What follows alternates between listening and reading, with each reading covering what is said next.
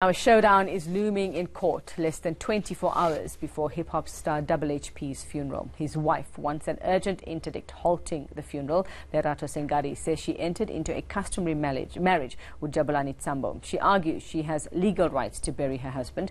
Zikhona Tshona has been following the story for us and is here to just bring us the latest. Zikhona, good morning. So tell us what is happening. What is the basis of Lerato's fight?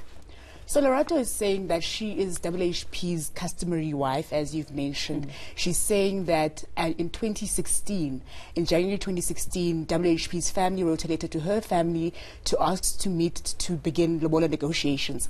And those took place in February 2016. And the lobola amount was decided upon in that meeting, an amount of 45,000 rand. And later on that same day of the negotiations, an amount of 35,000 rand was paid into her mother's account. And she says, in that same day, the family left, HHP's family left, and then they returned. And upon their return, she noticed that HHP had changed his outfit. He was now wearing traditional attire.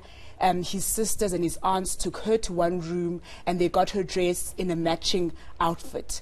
And there was a ceremony that took place that day, and she interprets that ceremony as being a traditional wedding.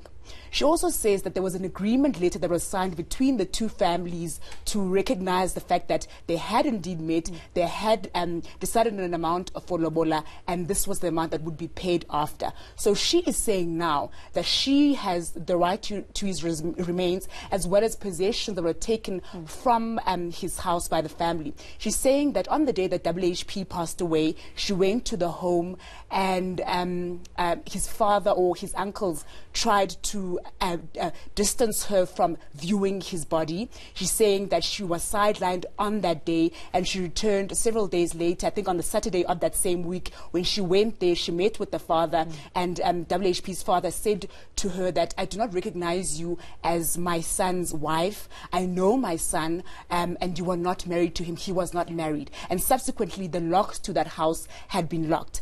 Now, she does admit that she had moved out of that house in March this year because of his infidelity that he has also confessed to on social media. Earlier this year, he took to social media saying that I have cheated on my person. He was in Botswana at the time. So that is not a secret. So she had moved out, but she said they still remained in contact. She also speaks about his drug problem and his struggling with depression, saying that she had in fact put him as a beneficiary on her medical aid to try and make sure that he does go to rehab and get the assistance that he needs to get out of the drug habit, as well as to recover from the depression. So for now, a lot of this, these are claims from her. Is there proof of any of this? Because just looking at other articles, when we talk about the lobola payment, what I've read is they say it was meant to be 45,000 rand, only 35,000 rand of that amount was paid. So the deal is not sealed until that final amount is paid. So does the family have a point when they say you are not really his wife because that transaction, if I were to call it that, was not completed?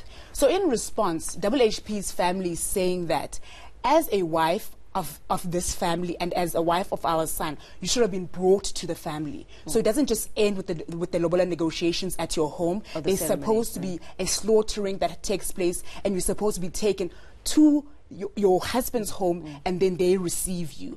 But now there's also huge debate around this lobola thing. Do you finish it? Do you not finish it? People say you usually don't finish lobola, but people are also saying that you don't actually have to be taken to your husband's home and be received by your husband's family to fully seal the deal of your marriage. As long as the two families acknowledge that there was a talk of a marriage that took place, then that's it. That's all that is needed.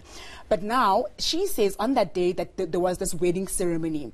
HHP's father, Robert Tsambo, walked up to her and congratulated her on her union with his son. So now she's saying she doesn't understand why the family is outrightly saying that they were never married. Why won't they recognize the marriage?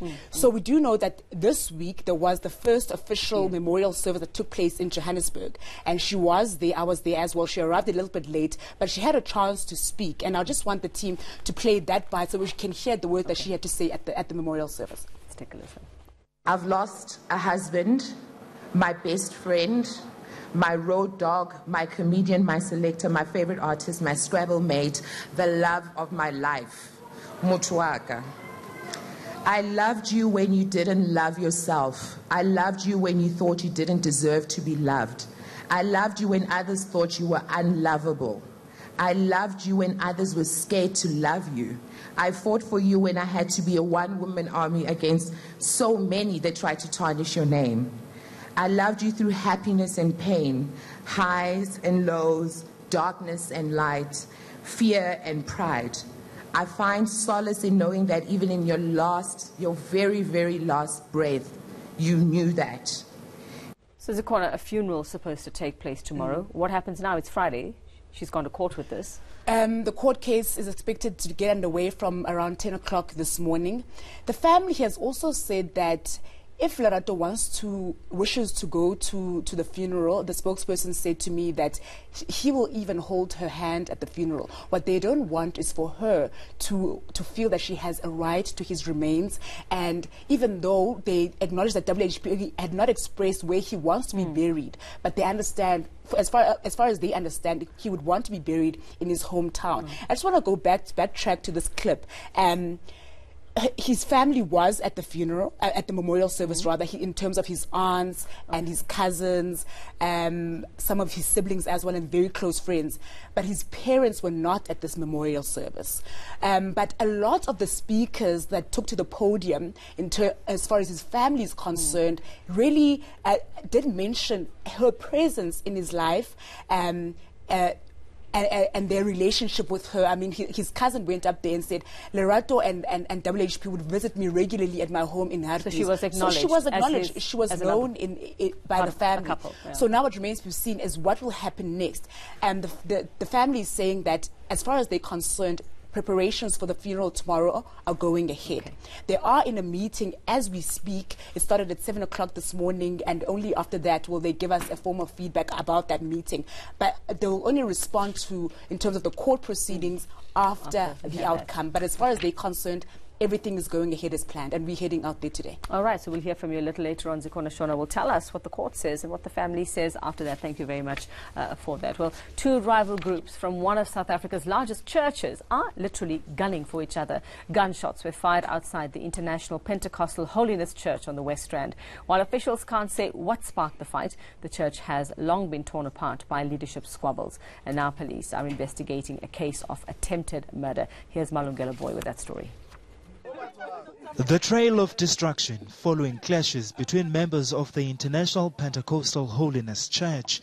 These cars were not only casualties of Thursday's skirmishes outside this place of worship. 3 people were also injured when rival church groups fired bullets and threw stones at each other. But none of the worshippers outside the church were willing to speak to the media, citing safety concerns. Emergency services say some of those injured had to be taken to hospital. We attended to 3 patients along with another service. 1 man had been shot in the right shoulder. 2 others sustained injuries allegedly when they jumped from a moving vehicle that was being stoned. Police say several firearms were recovered. There are firearms that we've confiscated, so we are still investigating as to find out whether there are people that had a permission or if those firearms were illegal or not. Okay, so are you saying then to me that some members of this particular church were found with firearms? Yes, there are members of the 2 groups that were found with firearms, but no one has been arrested yet, but we are taking statements from them.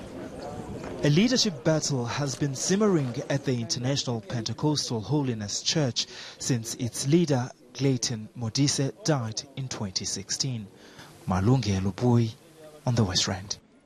25 minutes after 7 on this Friday morning here on Morning News Today. If you've just joined us, here's a quick reminder of what the big stories are. Tom Moyane won't respond to his axing until the president replies to a constitutional court challenge against the SARS inquiry.